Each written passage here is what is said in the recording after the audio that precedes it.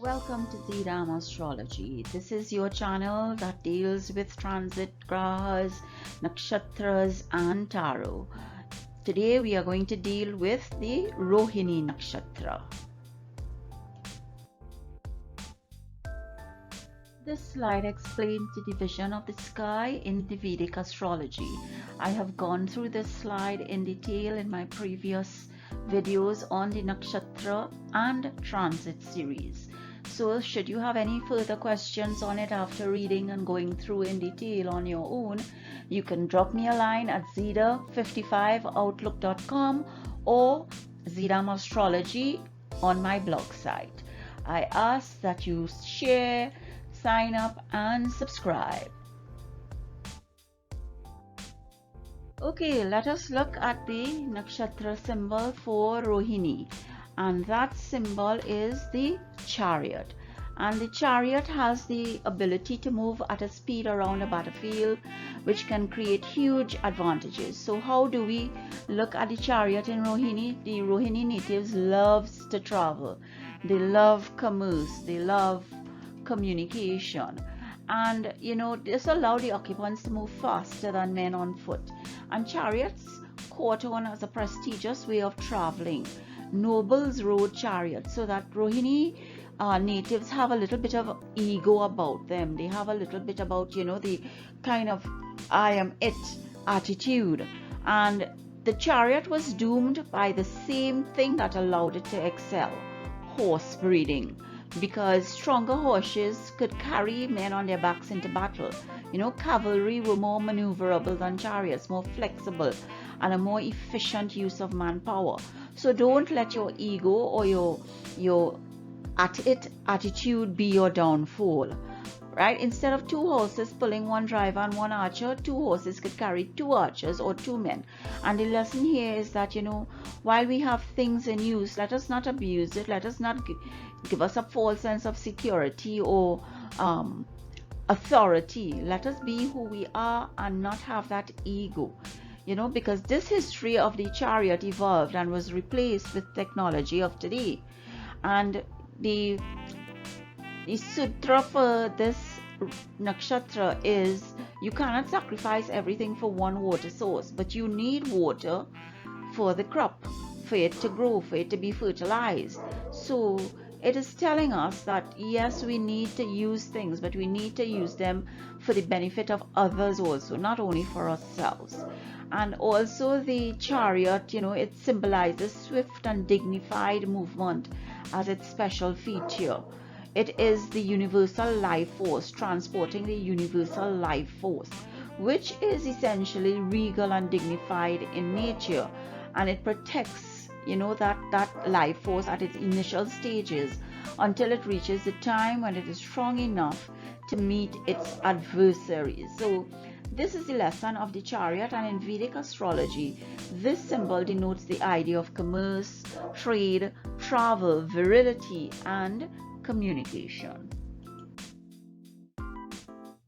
Prajapati, the creator, is the deity for the Rohini Nakshatra, and this deity is all about creation. He is about, collectively the individual deities granted the title Prajapati, who are the mind-born children of Brahma. And Prajapati in Sanskrit meaning is Lord of Offspring or Lord of Creatures, and is the god of animals and protector of the male sex organ. There is a prayer in the Rig Veda for Prajapati which states the above. And they are generally considered, the Prajapatis are generally considered to number 10, though some authorities in the Hindu and Vedic religion texts reduce them to 7 and relate them to the 7 great rishis who are the ancient sages. And Prajapati is the creator who can bestow everything. So we should be careful what we want. Sometimes wishes are not really what we want to wish for at times. As the Lord of creatures, Prajapati was thought of as a keeper or a caregiver, not only for humans but also of animals. And his connection with animals was evident by the way the numerous species that were connected to him, both in written and visual depictions in on all the texts. And due to his status as a supreme creator god, Prajapati became connected with a number of other important gods in the Vedic pantheon. And these include Vayu, god of the wind, Varuna, a one-time supreme god of the Vedic pantheon. And most of these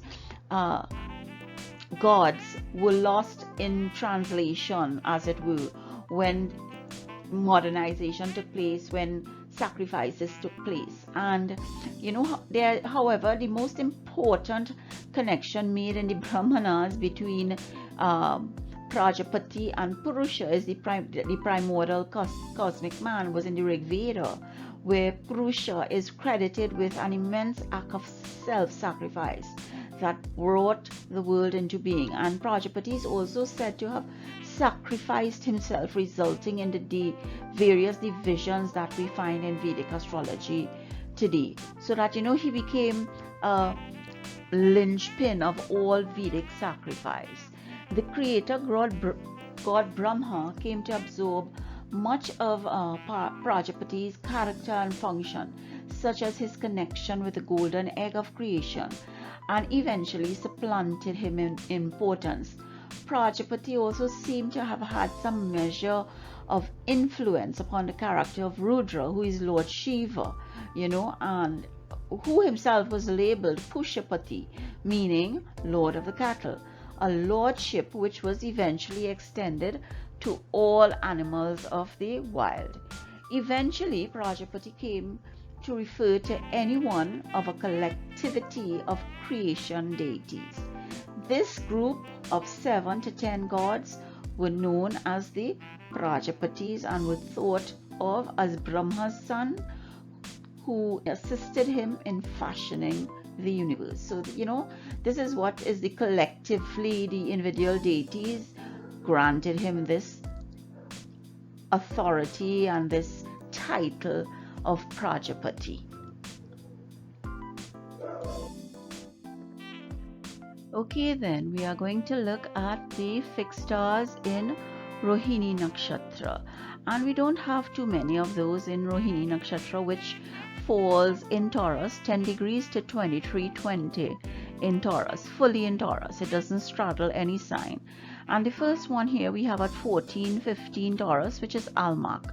And you have success in Venusian occupations, which are artistic ability and popularity, literature, art, music, drama, dance. And obviously the fortunate planet here will be Venus. Then we have just 4 minutes away Menkar, and unfortunately Venus is unfortunate here now with Saturn, so that you have the other 7 planets being fortunate. But if Venus or Saturn is here, you can have a lot of trouble, disgrace, injury from animals, unjustified enmities, and you have probably throat trouble, which is your Vishuddha chakra. And the final one we have here for Rohini Nakshatra is Rana, where you would have a love of knowledge, science, and much travel is coming through with that Chariot, position of authority. But you can have accidents at sea, and the fortunate planet here is Saturn. So that and we have to recall that Saturn is somebody who is slow, who takes his time. But this Rana is part of the river, a constellation traversing several signs. So this is the Rohini Nakshatra fixed stars. So we are following through with the padas now of the Rohini Nakshatra. And recall, each nakshatra would have those 4 padas, and they are Dharma, Artha, Kama, and Moksha. So the 4 padas obviously focus on certain specific characteristics or significations. And if you are born into one of these padas, this is where you would likely fall in terms of potential mentally and physically. So that again, this is just here for you for further reading, and if you have any questions, contact me and we will certainly have a conversation. We continue with the informational videos that give you now the zodiac characteristics of Taurus, where the Rohini Nakshatra resides or is posited. And these are the 3 nakshatras that we have here with Kritika, Rohini and Migrashira. And this is where we have the wealth giving, and it's based on the position of the house, not the zodiac sign. So that at the end of the day, I'm treating Taurus here as house number 2. So that we deal with the Kala Purush. Taurus, we deal with the Guna, the Varna, the Mula, the Chakra, the tarot cards, and this is an earth sign and what that means for Taurus. So this is just informational again, and you can always drop me a line for further information. Right, we are going to now look at the characteristics of the moon in Taurus, because Rohini is in Taurus and it is owned or ruled by the moon, and the house where the moon is placed in a birth chart shows where we have failed to show emotion in past lives and where in this life our emotions have full sway. Stubborn Taurus is ruled by the 5th card of the major arcana, that's the Hierophant, and the King of Pentacles from the minor arcana. Hierophant represents mystery, psychic awareness, inner wisdom and spiritual quests. Also a person dealing with the psyche, a priest or a counselor, even a spiritual guide. The King of Pentacles represents responsible, hardworking, independent nature, and also conservative taste and a cautious nature. With the moon in Taurus, a person will most likely not give their heart away easily, but once it is given, they will be loyal and steadfast. Similarly, with the moon in Taurus, the emotions will not be easily aroused. You have that stubborn, bullish kind of attitude. However, after they have been given, these people will see a matter through to its conclusion. So there's loyalty, stability, reliability here in Taurus. In fact, you could say that these people border on being stubborn as a bull.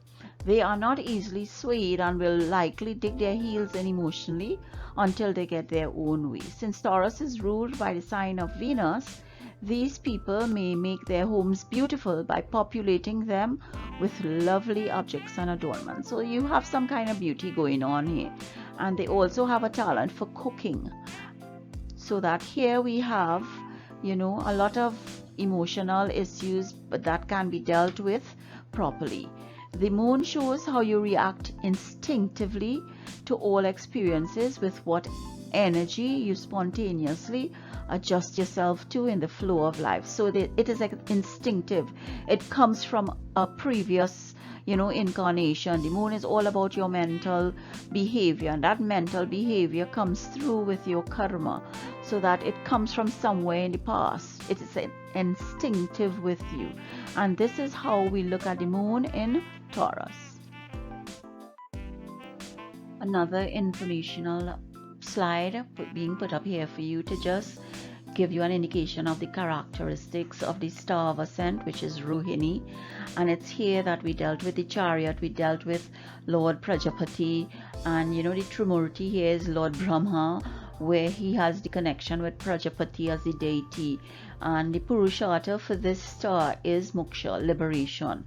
The nakshatra is Udhva Mukha, which is upward looking, and we do have Pada 2 as Pushkara. So that these are some of the elements that we look at also, that I have placed here for you just for your information and to understand the depth that Vedic astrology does with your analysis when we get your request for a report. So here we are going to look at now who is the avatar that is associated with the moon, and that avatar is Lord Krishna. And recall that the Vishnu avatar, the 9 avatars that have come on earth so far for Lord Vishnu, they are all associated with the grahas and the zodiac signs, each zodiac sign. So that Krishna is a major deity in Hinduism. He is worshipped as the 8th avatar of Lord Vishnu, and also as a supreme god in his own right. He is the god of protection, compassion, tenderness and love, and is one of the most popular and widely revered among Indian divinities. We celebrate his birthday as Krishna Janmashtami, which falls in late August or early September. And you'll find a lot of narratives of his life, generally titled as Krishna Leela. He is the central character in the Mahabharata, the Bhagavad Purana, the Brahma Purana, and the Bhagavad Gita, and is mentioned in many texts. He is also portrayed in various perspectives: a godchild, a prankster, a model lover, a divine hero, and as the universal supreme being. His iconography reflects these legends and shows him in different stages of his life, so that we can always find some kind of picture, some kind of vision of Lord Krishna.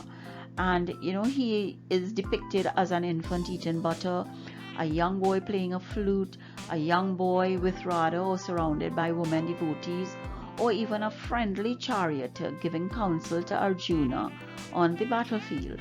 Kritika and Rohini are considered the birth star of the moon, which is associated with Lord Krishna. So we have that, the moon here is very comfortable. Lord Krishna is also called the divine statesman and also depicted as a cowherd, sometimes a charioteer or statesman who shrewdly changed rules. So that this avatar is very shrewd, is very loved, and is very well spoken to or about. So this is all about the Lord Krishna and the moon. We have come to the end of another video in the Nakshatra Deities series, and in this video we dealt with the Rohini Nakshatra, which resides fully in Taurus, so that we have all our information that we can now put together for us to view ourselves and others in a better way, in a more unique light, that we may have learned insights to guide our thoughts, our deeds, and our actions when we see them. I thank Bhagwan as always for giving me the resources and the knowledge to share with you, and I hope that you'll be safe, happy, and healthy until we meet again. Bye.